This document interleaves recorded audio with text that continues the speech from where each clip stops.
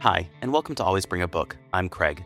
On today's episode, I sit down with the amazing Mexican-American author Sara van Os, whose new novel Decomposition Book is described as a slippery page-turner that's as profoundly beautiful as it is totally unhinged by fellow horror author Rachel Harrison.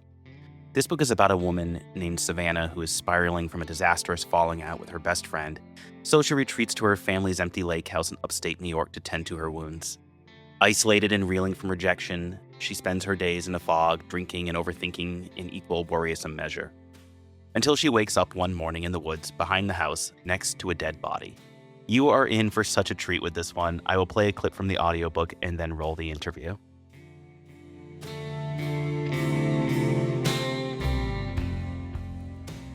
I read all her tweets. I peruse her website. I zoom in on every picture in her gallery. When those aren't enough, I find her Instagram. I click into every picture and read every caption, careful not to like anything.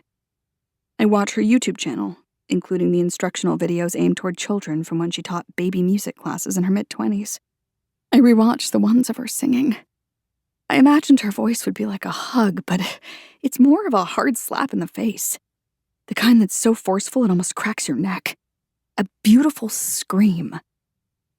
I get out my big over-the-ear AirPods for the occasion, turn the volume all the way up, and play every recording I can find of hers on repeat.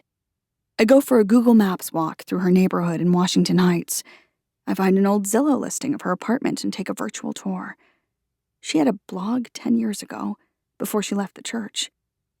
It's a scarier read than the Decomposition Book. I've always found religious people unsettling. They have the same energy as hardcore Disney adults. I also read all the news articles and amateur sleuths Reddit posts I can find about her group's disappearance, and come across some theories I don't expect. Most people seem to agree that the three simply went on a hike and got lost. But there's a subset of very adamant people who don't think that's what happened at all. They think if that had happened, there's no way the rescue efforts wouldn't have found any traces of them. Apparently, the rescue efforts were huge. Literally thousands of people looked for them, officially and unofficially, for months, including experienced hikers, friends and family, campground rangers, police, official search and rescue groups, and, with enough pressure on the HR department of their joint workplace, even their office staff was given the option of taking paid days off if those days were used to help with the search. They sent helicopters. They sent cadaver dogs. Nothing. It was like the wilderness ate and digested them.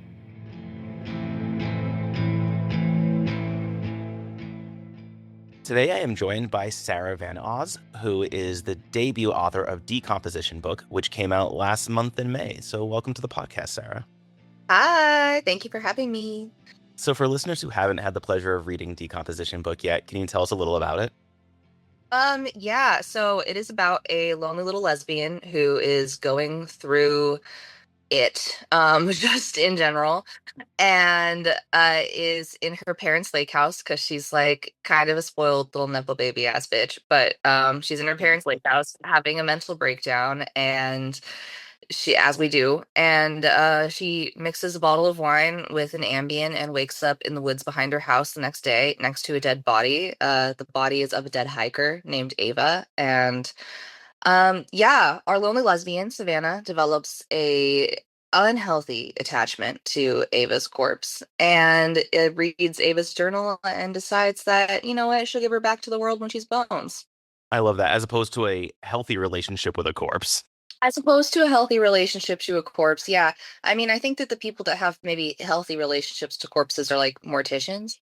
I mean, there are also non-Western cultures that have long-term relationships with their dead, which it's like to Western cultures that's terrifying. But there are definitely tribes that live with Yeah. body in the house, or like they mummify them and they like visit the mummies, and the mummies are just on display. Or, you know, in Japan there are witness cremations that you can do where the family party's upstairs and the body gets cremated, and then after the body is cremated, the bones are brought up. So if you are not super freakishly familiar with cremation, in the United States, you have to give back ash. Like it has to be exclusively ash. There can't be anything in there that resembles human bone. Oh, Um, interesting. yeah, so the way that you get like your grandma's ashes back is not the way that your grandma came out of the crematorium. Your grandma comes out of the crematorium as like a collection of bones and bone fragments, and they sweep that into like a little like sand grinder situation, and it grinds down to dust. In other countries, sometimes like you don't have to do that. And so in Japan, there's an option where like they bring up the bones and bones fragments up to the family that's been partying upstairs above the crematorium, and lay everything out on a clean table with the urn, and they give each family member like a pair of fancy chopsticks, and the family will gather around the table and put the bones in the urn with Oh my God. chopsticks. Yeah, and it's like Did a you really learn this through the research for the book, or is this just like Mhm. oh, interesting. Yeah. Yeah, I did a really deep dive about just like death in different cultures and the way that different cultures have like relationships with their dead and different options for like how to handle your pet corpse.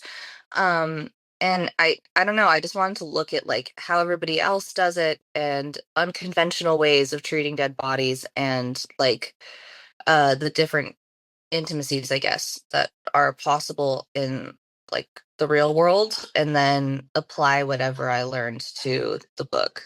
Speaking of like the research you did for the book, can you tell me a little bit about the journey that you've been on with this from, like the early days of getting the idea to here we are, a month ago it hit shelves. Like I walked right downstairs and grabbed it at my local bookshop. Like what a journey this thing has been on. Yeah, I mean, it's not my first book, so it was sort of like business as usual until it sold. And then I was like, ah, shit. Like I girl boss too close to the sun. But yeah, I came up with the idea for this book in my like the base idea of like girl befriends corpse in my senior year of college. But it's like there have been fragments of it in my brain pretty much my whole life. Like I used to pretend that I was lost in the woods and in a plane crash to go to sleep when I was little, which I know sounds like some freak shit, but it's because like the way that OCD works is it makes the world that you're in just seem like full of like terrors and bad things that can happen to you. And everything just looks like really loud and really scary, and the possibilities with this whole cast of characters that is just the rest of the world was terrifying to me. So to go to sleep when I was a kid, I used to like barricade myself in my bed with a bunch of baby blankets and then pretend that I had been in a plane crash and everybody was dead except for me. And I was just like in the forest alone. And sometimes to go to sleep, I still think about that. And I'm Wow. always four in the fantasy. And so that was like I since then I've wanted to write a wilderness survival story, but because it's so tied in with my OCD, that fantasy, it's I wanted to combine my OCD book with my Lost in the Woods book, and I wanted to be like super weird. I've always been both grossed out and terrified and like fascinated by decomposition, because it's like it freaks me out that we're all meat suits, you know? I do know for sure, especially when you call it that. Yeah. No, it's scary. Like you think about the way that human beings and just the animals in general are, and it's like you have this body and this personality, and you're like beloved, and then you die, and everybody's like, "All right, get the corpse out of my house." As Oh fast as shit. possible. Yeah, Yeah. as fast as possible. And it's like, as soon as mom's dead, it's like that scene in Emperor's New Groove where it's like, all right. So you Uh, just said it. You've described the book as an OCD book, and I guess one, like, what do you mean by that? And two, like, why did you want to explore that theme specifically through like the lens of horror? yeah, because OCD is terrifying. OCD, the way that I have come to understand it by existing in my own brain and having a lot of therapy, is essentially like your brain is a VR headset that is made to torture specifically you. And you can't get out of the VR experience because it's just your brain. Um, but your brain will latch on to anything and everything that is your biggest fear and basically just bombard you with all of the ways that your biggest fear could come true, or all of the ways that your biggest fear did come true already. And it's just built, it's custom made torture chamber in there at all times. And so I thought that that would go really well in the genre of horror because it's scary. Like whenever my editor asked for the book to be scarier, I just made the OCD worse.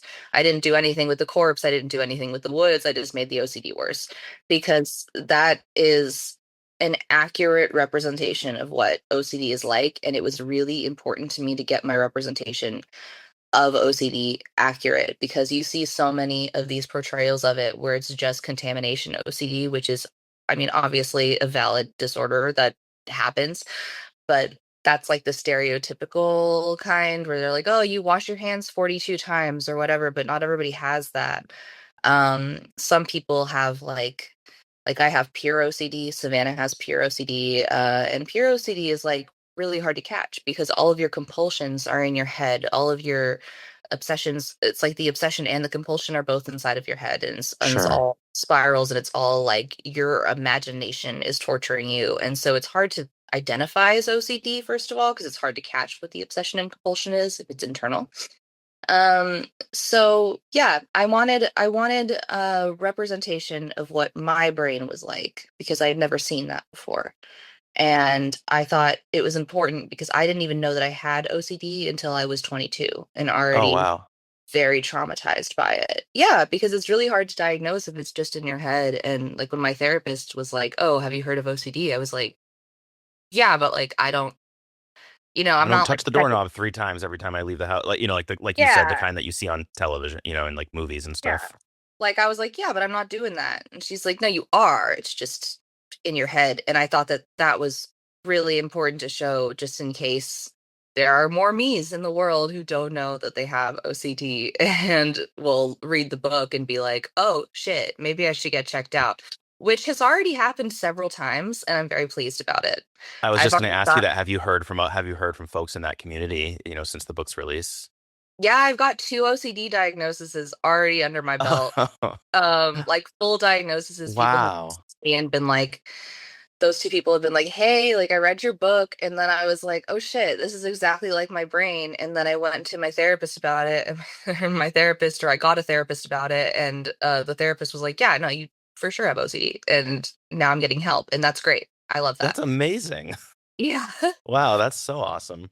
So you just mentioned your editor a second ago that, they might have asked you to like ramp up the scary or stuff like that, but you also have spoken and also in the book, but also I've heard it in other interviews too that they saw things that the book really needed that like maybe you couldn't have seen and kind of helped you shape it from the early stages to what's like in my hand right now. Mhm. What was missing that needed to be there for the final form? Ooh, Michelle was really difficult to get down. Like Hmm. she was always supposed to be this like apparition and this like representation of like what OCD would be like if OCD like hopped out of your brain and started haunting you as a hallucination. Yeah, no Um, thanks. yeah, right, exactly. Uh, but it was like so hard to pin down that specific phenomenon in a way that made sense. So like Michelle needed a lot of work. Just in general, Savannah, like the Savannah sections were so much harder. And it's really funny because when you look on Goodreads, everybody's like, Ava's story is the best. And, and it's like Ava's story was so easy to write. That's funny.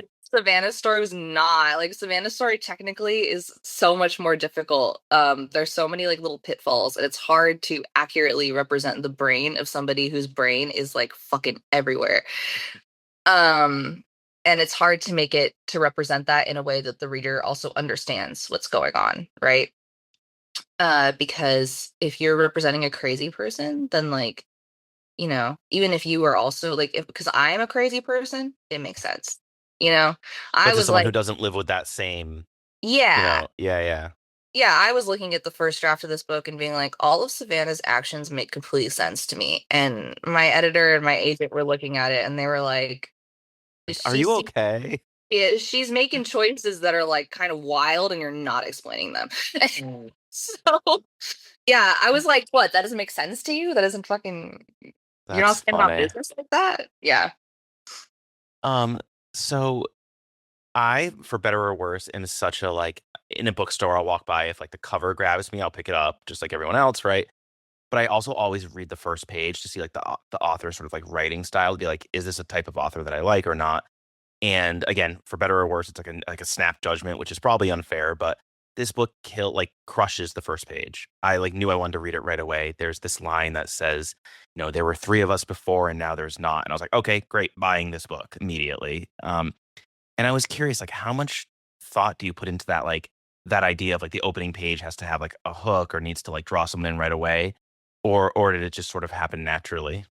A fair amount of thought. I used to put more thought into it than I do now. I think when I was first starting to write books, it was like Armageddon to me to get that first page and to like really overthink it.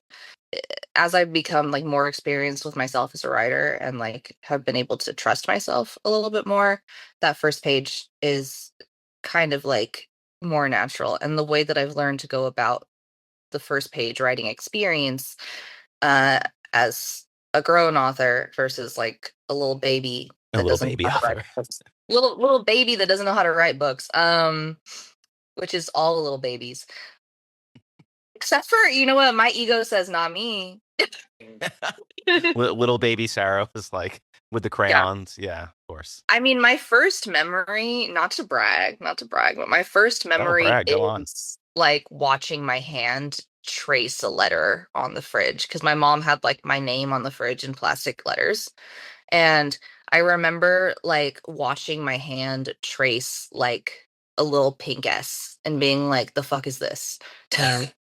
I'm gonna make this my life. Yeah, I was like, the fuck is this? Looks interesting. The fact that the shapes are arranged in this way, like, can I know, mother? And she was like, you're one, you don't know how to read. And I was like, no, I would like to read.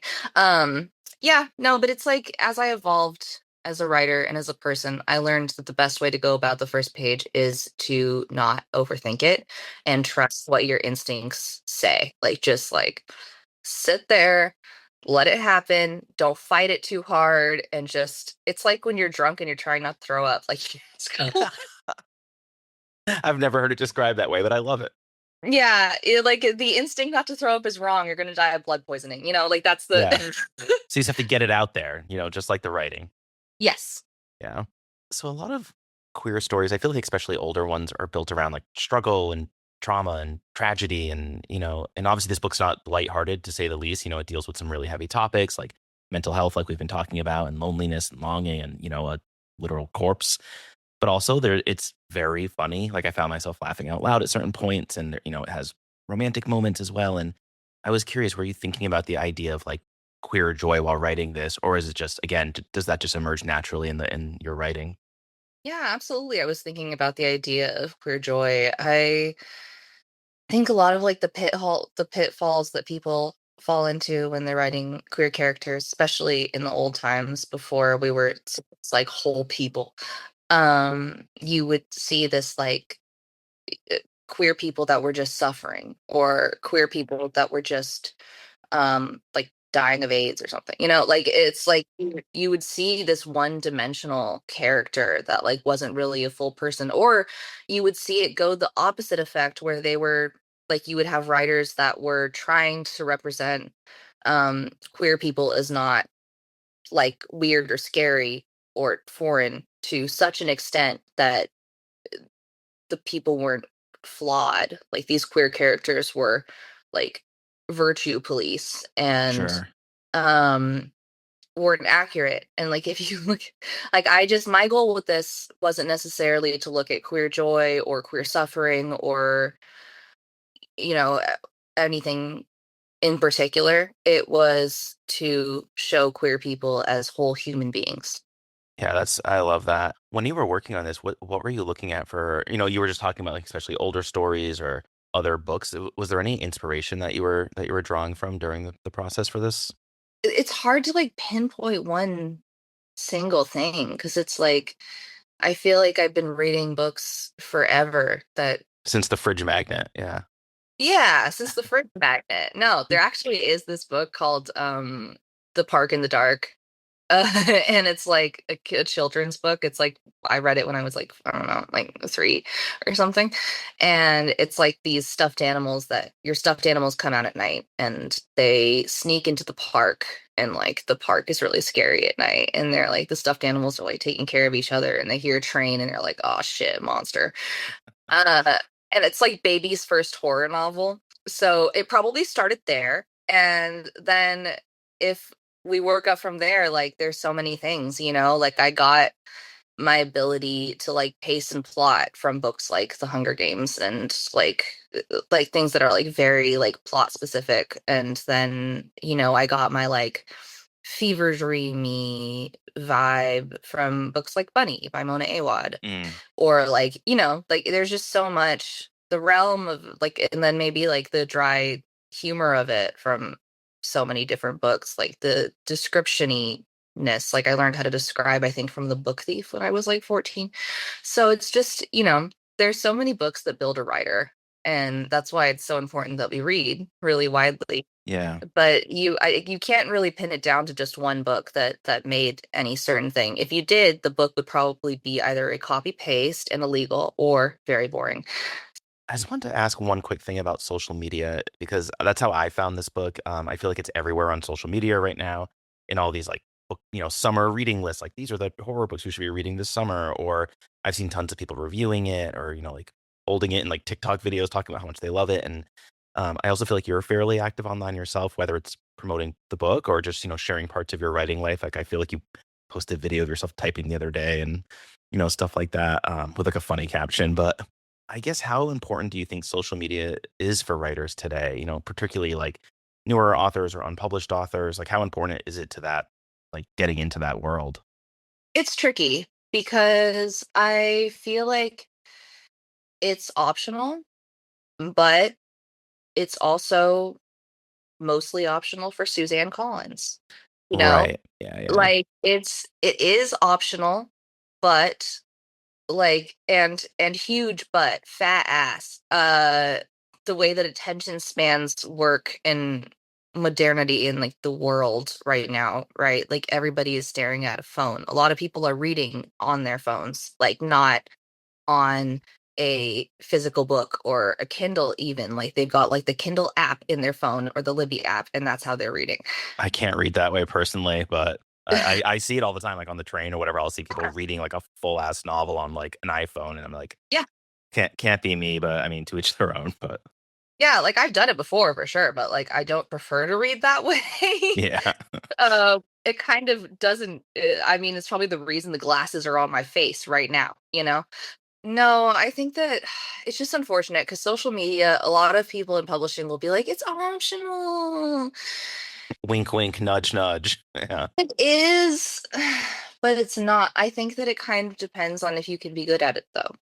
Like if you have something to say then say it. But if you don't have anything to say, don't force yourself to say it just because you're trying to just for the market sake. yourself. Yeah, Yeah, because then you're not going to seem like authentic either, and you're just going to seem like you're like 3 kids in a trench coat pretending to be a writer online, and that won't read. That won't grab readers either, right? So yeah. it's like if yes, it is a really important tool. And yes, it is how people find books today. And it is kind of a necessary evil. However, if you are the type of person that just does not mesh well with the internet and like really has to force yourself to do it and like the books are what comes naturally to you and that's it like I would say do your best to find different ways to present yourself. Because if you present yourself in any way that reads as unauthentic to you, it's also not going to sell your book. Yeah. A necessary evil, I think, is the perfect way to describe it, like you just said. And I totally agree. Like I see it sometimes where authors feel like they're being dragged to do it, like, oh, I have to do this because this is what you do, but I will say that, just to use you as an example, I feel like yours is very authentic. It just seems like it's you talking to the listener, or the reader or whatever in a really authentic way. So Yeah. I'm glad that you don't hate it that much, I guess.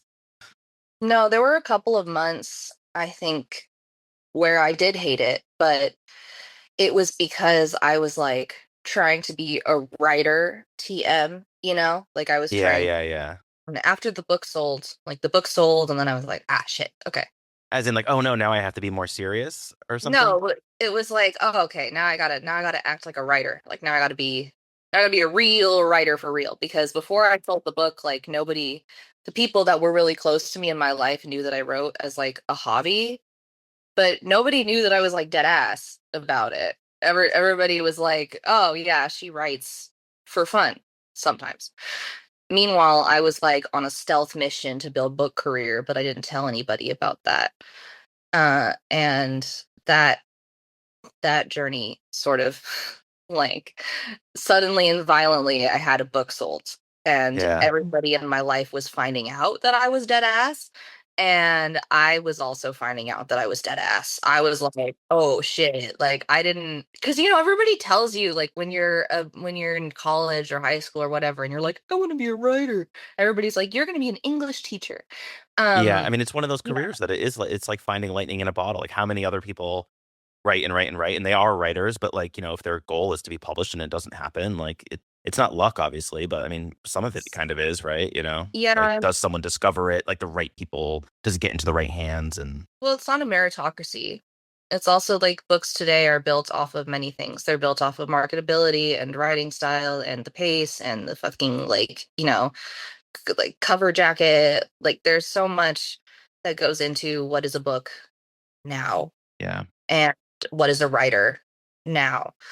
And you see all of these examples of like people that popped out of the same MFA program and now they all sound the same. Or like you look at you look at social media and you look at like all of these like writer profiles and a lot of them look exactly the same. Essentially, it's just like pictures of their books and like little promo things and like a video of them getting held at gunpoint at HarperCollins, uh having to in an office having to promote, Yeah, like yeah, yeah, that standing in kind front of of thing. a cardboard picture of their book cover, like Yeah, and there was like a period of a couple months where I was trying to do that, and then I was like, "Oh, actually that just feels really fake to me and icky, yeah, and I can't do this my entire life." You know? Like totally, yeah. can't I can't pretend to be this like writer person that I'm not on the internet. So I was like, you know what? Yeah, fuck it. I'm just gonna keep the social media account that I've had since high school. That like the ceramic clarinet is because I like my maiden name is McCarthy and I played clarinet in high school. Okay, like that's why. That's Um, amazing. Well, and I think did I read that you minored in clarinet as well? I did. Do you still play a lot? I still play a little. I wish that I played more, but the first time I gave myself tendonitis, so I do have to kind of save my tendons for the books and For the typing? the typing, and also I just don't have like that much time for it, and the books Of come course. first, and I got to pay rent and shit. Yeah, it's it's hard to pay rent with a clarinet, probably. Yeah, I mean, I wasn't good enough at clarinet to play rent to pay rent with a clarinet. Like, you know what I That's amazing. So I like to end with doing this thing I call speed round, where we just had a bunch of like more serious chat about the book, and I just want to ask you really a couple quick questions that are a little bit maybe sillier that you don't have to think about. So, what's your favorite piece to play on clarinet? First clarinet concerto by Carl Maria von Weber, that is his whole name, and in F minor. That one specifically, the first movement of it, I really like to play. That's amazing. I'm going to look that up after this because I have no idea what it sounds like, but now I'm curious. Go with the Sabina Meyer recording because she is the goat. All right, will do. I saw on Instagram that your reading goal is you're at 22 out of 69 at the time of, that I looked. What is the best book that you've read so far that, we should run out and get? Ooh, this year definitely Sky Daddy. I love Sky Daddy. I thought it was so fun and weird. It's like if you're not familiar with Sky Daddy's game, it's this very autism coded woman named Linda who's my queen and patron saint, who's just like accepted who she is, man. She's weird. Like she wants to fuck a plane and she wants to marry a plane, and the way that she wants to marry the plane is she wants the plane to choose her by crashing with her in it. You really love a plane crash, huh? Yeah, I didn't notice that pattern, but maybe I do really love a plane crash because I loved Yellow Jackets too. So yeah, but Sky Yeah. Daddy. Awesome. What is your favorite go-to horror movie? Is there like a horror movie that you've seen 100 times or something? If you say Final Destination, I'm gonna lose it. Absolutely not. Black Swan. Nice, nice. What is the weirdest thing that you Googled while writing this book? That's a hard one. I mean, I'm definitely on some watch lists. There was a lot of like female corpse bloat phase images, like it was it was rough. Like Clear history, clear history. yeah, I Uh, definitely ended up on like the dark side of Reddit a couple of times where you're like, it's like the closest you can get to the dark web without being the dark web. oh Ignore my my cat, God. Stella. It makes sense for this book that you had to Google a bunch of stuff like that. But yeah, you are on a list for sure. All the plane, Yeah. talking about plane crashes and corpses, and you're done for. Yeah, the Um, NSA is gonna pick my small ass up for sure. 100%, yeah. Um, if Decomposition Book got adapted for a Netflix series, who would you cast to play Savannah? You know what's really funny? I know who I would cast to play everybody but Savannah and Oh, Ava. that's funny. Yeah, like Savannah and Ava, I think are kind of like up for grabs. I mean, I would kind of be happy with anybody from the entire cast of Yellow Jackets to play Savannah because I feel like all those girls would do a great job.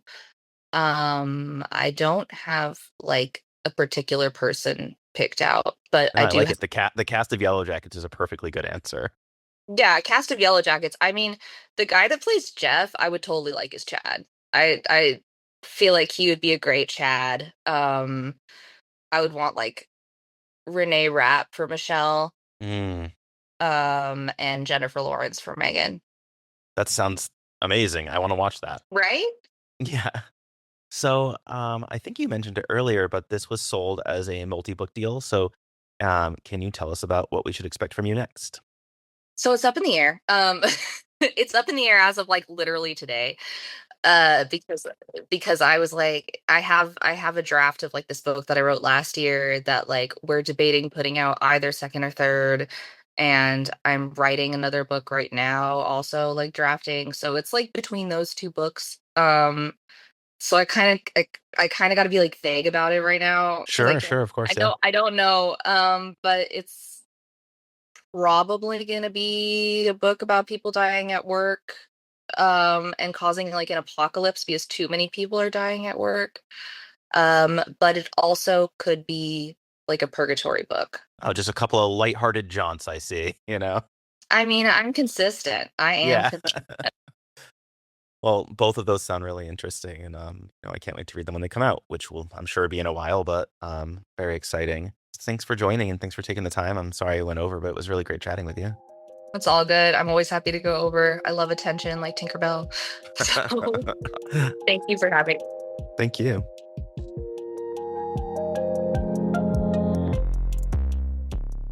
Thanks for listening, everyone.